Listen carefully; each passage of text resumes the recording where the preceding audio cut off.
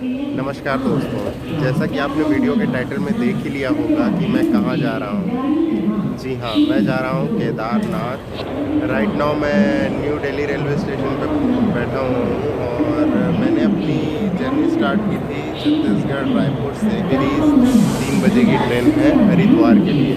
तो शाम को हरिद्वार पहुँचेंगे तो वहाँ से डिसाइड करेंगे कि हमें कहाँ जाना है। या तो ऋषिकेश जाऊँगा या तो हरिद्वार में स्टे करेंगे और वहाँ से पता करेंगे बस या फिर शेयर टैक्सी के लिए सोनप्रयाग तक के लिए। तो मेरी ये जर्नी कुछ इस प्रकार स्टार्ट हुई।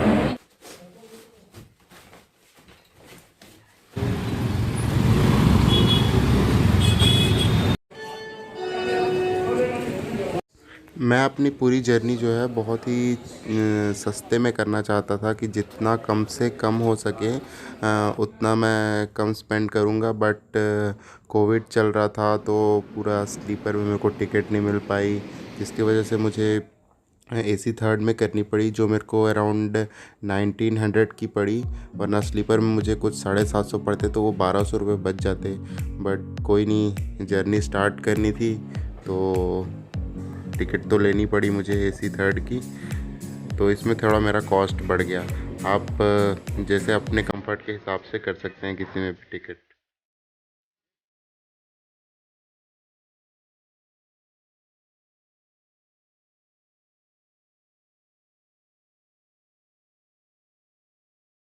ये ट्रेन आ गई है हरिद्वार के लिए। अभी तो 12 बजे हैं लेकिन ये ट्रेन निकलेगी कोई 3:30 बजे। अपनी सीट पे बैठ जाते हैं, ट्रेन निकलेगी तब देखा जाएगा। दिल्ली से हरिद्वार की जर्नी यही कोई 4 घंटे की थी। तो स्लीपर में करने का कोई मतलब नहीं था, सिटिंग में आराम से 4 घंटे जा सकते हैं, इसीलिए सिटिंग में कर 9 नंबर हरिद्वार। फाइनली हरिद्वार हम लोग पहुंच चुके हैं। बहुत ही ठंडा मौसम। यहाँ पर लाइन बनी हुई है, चेकअप होगा उसके बाद ही आप निकल सकते हैं। ये रिक्शे वाले भाई साहब ने मुझे बता दिया कि 300 में आपको रूम मिल जाएगा। तो रात को रूम में रुक लिए, उसके बाद अर्ली मॉर्निंग 5 बजे की बस पकड़ के हमने अपनी जर्नी स्टार्ट कर ली। और उसके बाद हम निकल पड़े फिर सोनप्रयाग के लिए। हरिद्वार से सोनप्रयाग का जो जर्नी है बहुत घुमावदार है, तो जिनको कुछ प्रॉब्लम होती है वो टैबलेट अपने साथ रखें। और हम लोग को इस जर्नी में लग गए थे अराउंड 10 घंटे। हम सोनप्रयाग पहुँचे, वहाँ जाके होटल लिया, फ्रेश वगैरह होके फिर खाना खाया हमने, जो कि 100 रुपये की प्लेट पड़ी। उसके बाद हम आसपास का एरिया जो है घूमने निकल गए।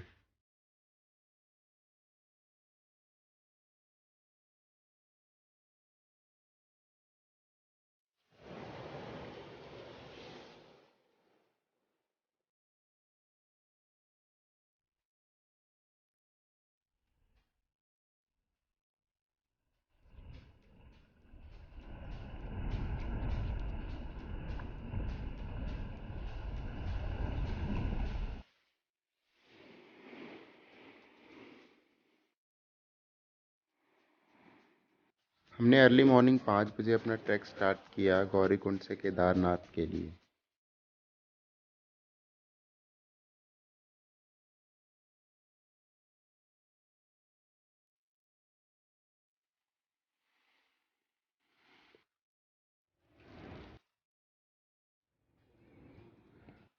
ठंड के कारण बार बार होंठ सूख रहे थे मेरे।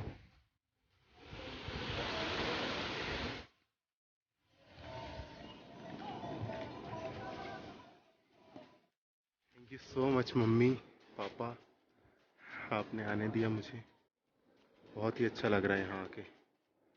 अगर आप ट्रैक करके जा रहे हैं तो गर्म कपड़े, रेनकोट, अम्ब्रेला और टॉर्च, ये सब जो ज़रूरी आइटम्स हैं ज़रूर रखें ताकि आपको किसी तरह की प्रॉब्लम ना हो। अवॉइड कीजिए रात को ट्रैक करना, क्योंकि लाइट की प्रॉपर वहाँ पर व्यवस्था नहीं है, जिससे आपको प्रॉब्लम होगी। साथ में रात को ठंड बहुत बढ़ जाती है, तो रात को सही नहीं होगा मेरे हिसाब से ट्रैक करके जाना। रास्ते में आपको बहुत ही खूबसूरत झरने दिखेंगे जो आपको मोटिवेट करते रहेंगे कि आप बस चलते रहिए चलते रहिए। और आपकी यात्रा मतलब बहुत ही सुखद होने वाली है इन झरनों को देखते हुए।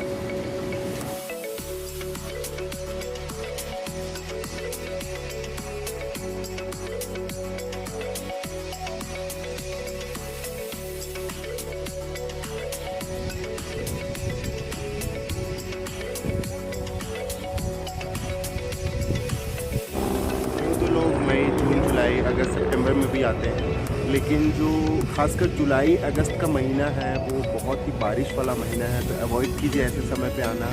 और अगर आप फैमिली के साथ आ रहे हैं, दोस्तों के साथ आ रहे हैं, तो ये जो मौसम है बहुत ही ज़्यादा अच्छा है, क्योंकि रूम आपको बहुत ही कम सस्ते रेंट पे मिल जाएंगे। और खाने का भी लगभग थोड़ा कम ही रहता है इस समय, क्योंकि भीड़ बहुत कम है।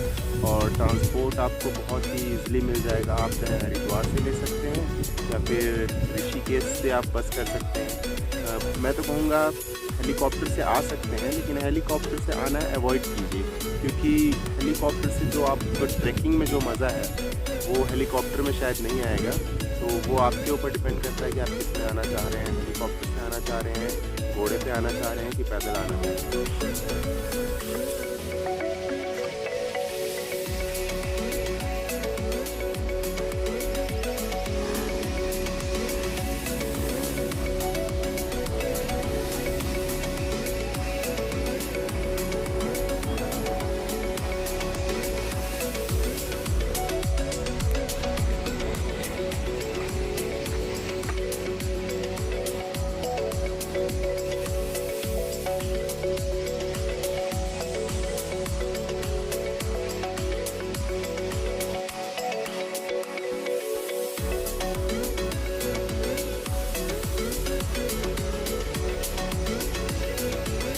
यहाँ पर आके आपको लंगर में प्रसाद मिल जाएगा, जो कि दिन भर चलता रहता है लंगर ये। हमने सबसे पहले मंदिर के पास ही रूम लिया, जो हमें 1500 का पड़ा। हम लोग 3 लोग रुके थे वहाँ पर। उसके बाद हमने शाम की आरती अटेंड करी और फिर लंगर में खाना खा के रात को सो गए अच्छे से। नेक्स्ट मॉर्निंग उठ के पूरा तैयार व्यार होके हमने दर्शन कर लिए। उसके बाद हम चल पड़े भैरव बाबा की ओर, जो कि यहाँ से यही 800 मीटर की ऊंचाई पे है, एक छोटी सी पहाड़ी के ऊपर है। वहाँ से केदारनाथ का पूरा व्यू बहुत ही अच्छे से दिखता था। तो साथ में प्रशांत भाई थे और कन्वर भाई थे, जो हमको इस यात्रा में मिले थे। तो उनके साथ हम लोग भैरव बाबा की ओर चल पड़े।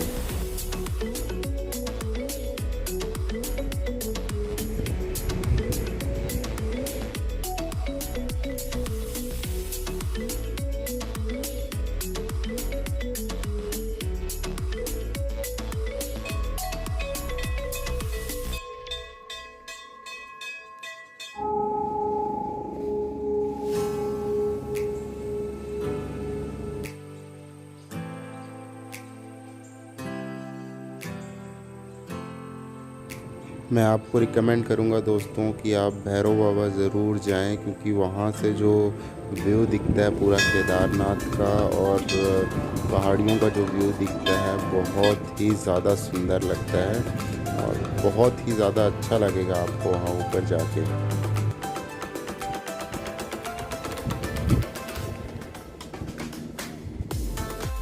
हम लोगों को तो इतना अच्छा लगा कि हम लोग लगभग 1.5 घंटे ऊपर बैठे रहे और बस वहाँ से पूरा केदारनाथ देखते रहे, बस देखते रहे।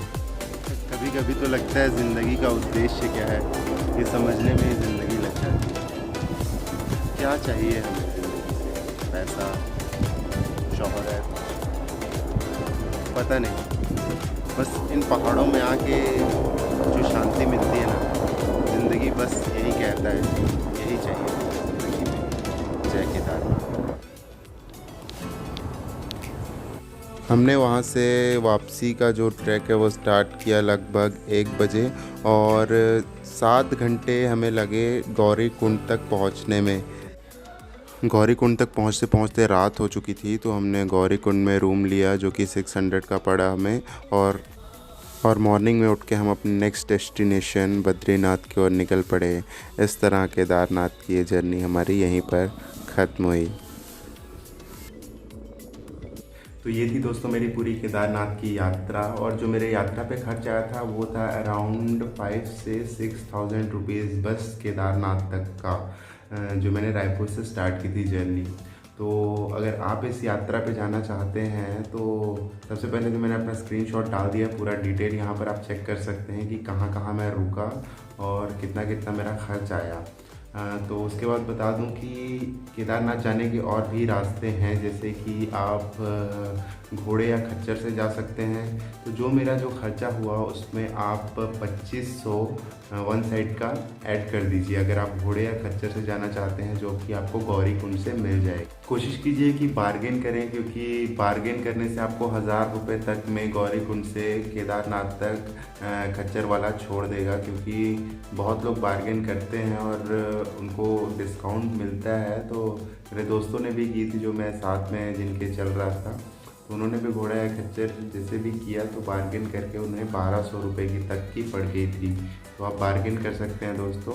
और इसके बाद अगर आप हेलीकॉप्टर से जाना चाहते हैं तो आपको सोनप्रयाग या गौरीकुंड जाने की कोई भी ज़रूरत नहीं। आपको फाटा एक जगह है, वहाँ से आपको हेलीकॉप्टर करना पड़ेगा। उसका भी अराउंड 2500 के समथिंग है कॉस्ट। अगर आप राउंड ट्रिप लेते हैं तो 5000 का आपको पड़ेगा।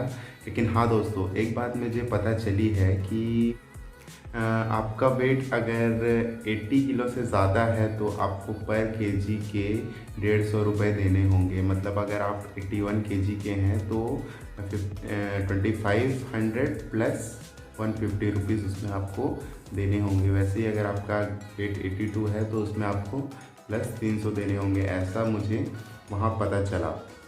और दोस्तों इसके बाद जैसे आप हरिद्वार से बस से जा सकते हैं, या फिर आप अपनी टैक्सी कर सकते हैं, या फिर आप जैसे अगर ज़्यादा लोग हैं तो कैब बुक करके जा सकते हैं, वो आपके ऊपर है।